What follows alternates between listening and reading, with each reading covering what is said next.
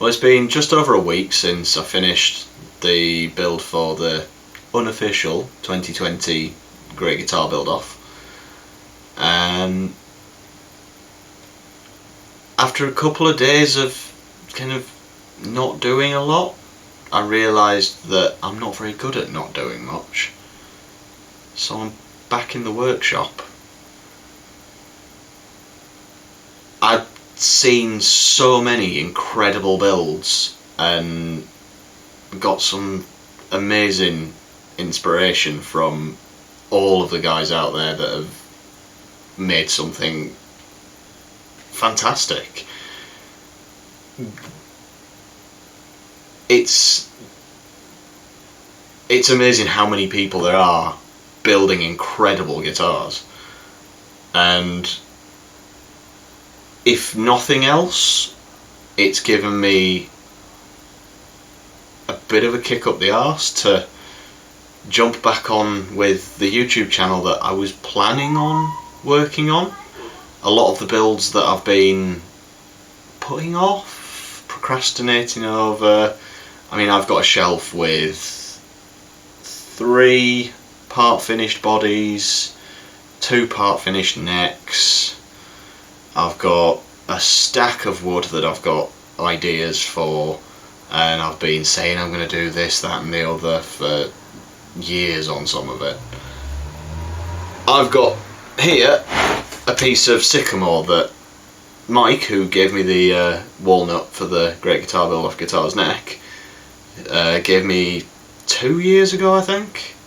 It's just been sat in a corner. I've not had a clue what to do with it. But all of a sudden, from this week of just looking at everybody's work and seeing what people are doing, I've had a bit of inspiration. So I'm going to build another guitar, and it's going to be completely different. I've dug through my stack of templates and I've pulled out this one.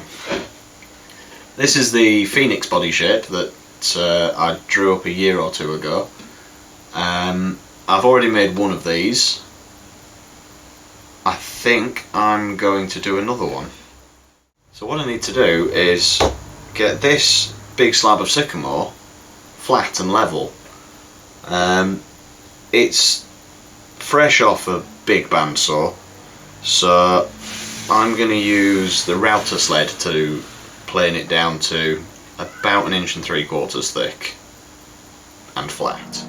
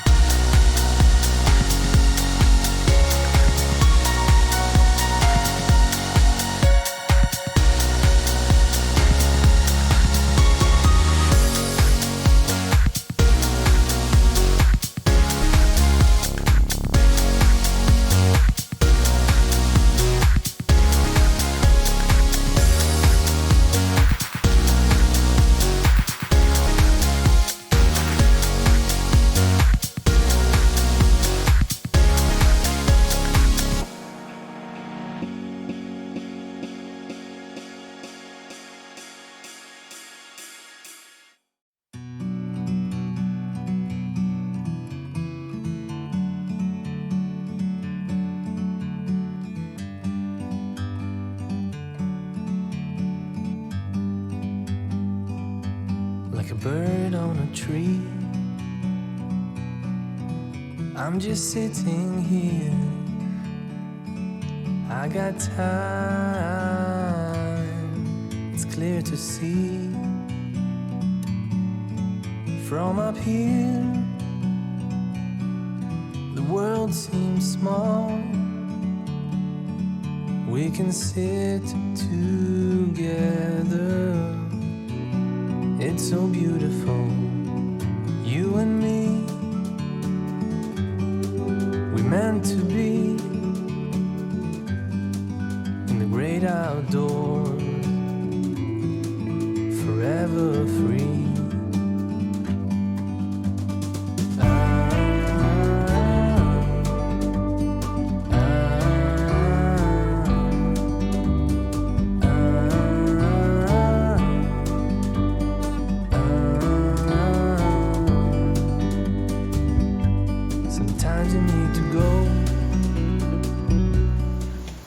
So this body shape, the previous one I did was a solid slab body with a big arm bevel. I think I'm gonna chamber this one, which means I need to modify my template. So it's back to the drawing. You and me were meant to be outdoors, forever free. You and me. If you're planning on chambering a guitar and you're gonna modify your template, which I like to do because it gives me nice clean edges, and I like the inside of a guitar to be just as tidy as the outside, whether you can see it or not, then you're gonna have to hack up your master template. And if you're going to hack up your master template, remember to click save and create a backup.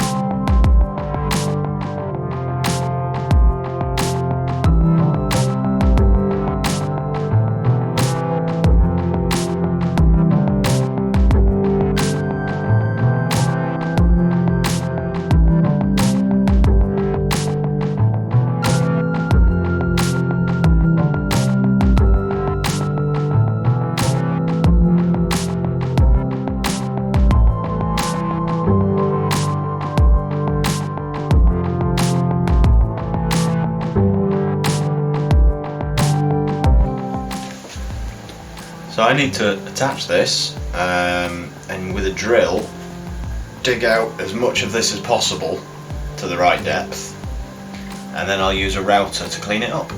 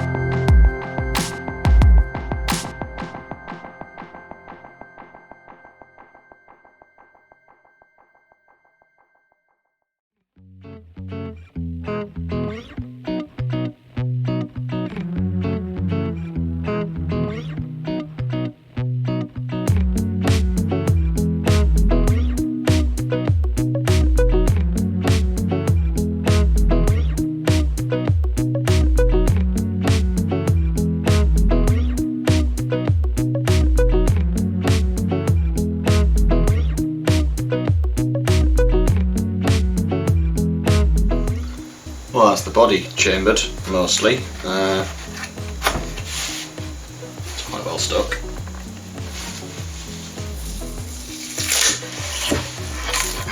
There we go.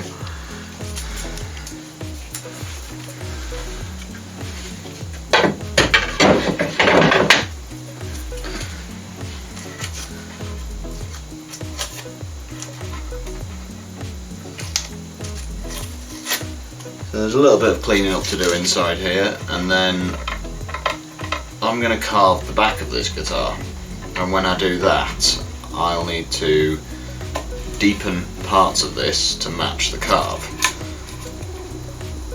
So I'll leave it as is for now.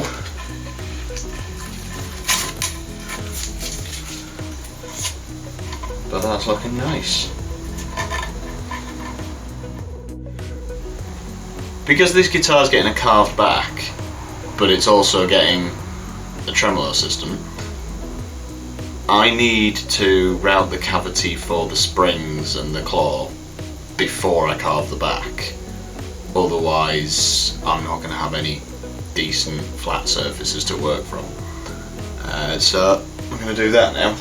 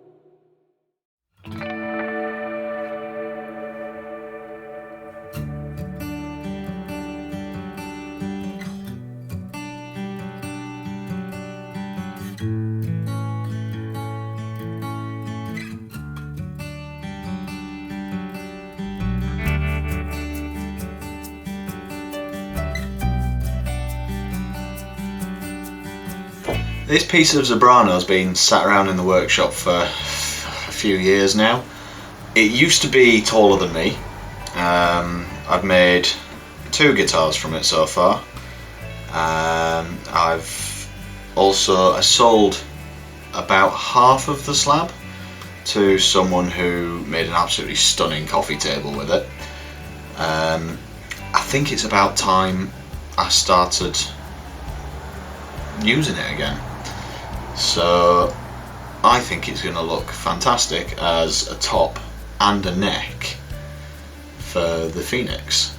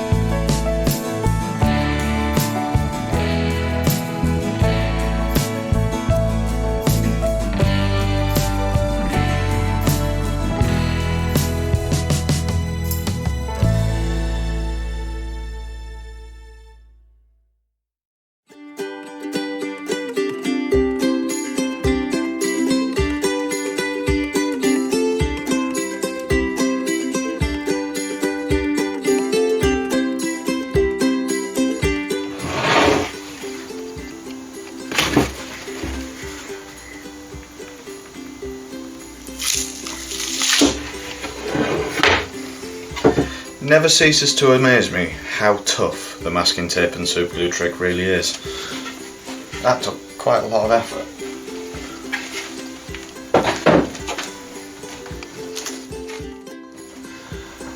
So I've taken a few measurements previously, and I know where my bridge needs to go. I've measured just in front of the bridge, so I know where I need to stop the pickup neck plate angle to keep the part of the body where the bridge is going to be perfectly flat. I now need to figure out a way to angle from this point here to somewhere down here. I have to figure out the angle of that, figure out some maths.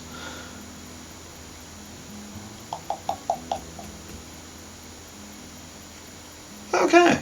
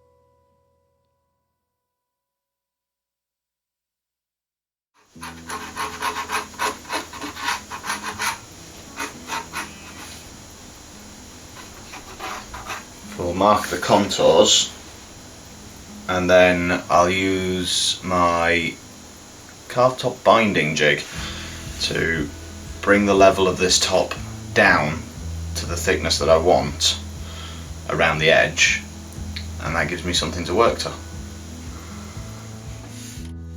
So this is my binding jig. The small laminate trimmer mounted overhead with a bearing bit. It cuts a rabbet round the whole body. Normally the body would be full thickness when I do this, so the router doesn't actually drop low enough to hit this this top. So what I'm going to do is I'm going to stack some of my body templates underneath it to just lift it up.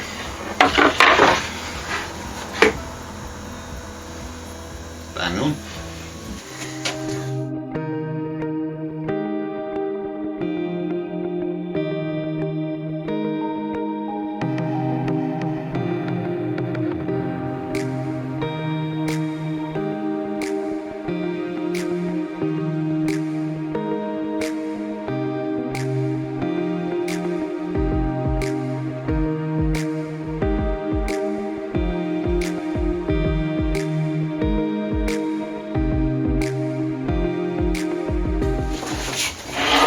So this is going to be a pretty deep carve.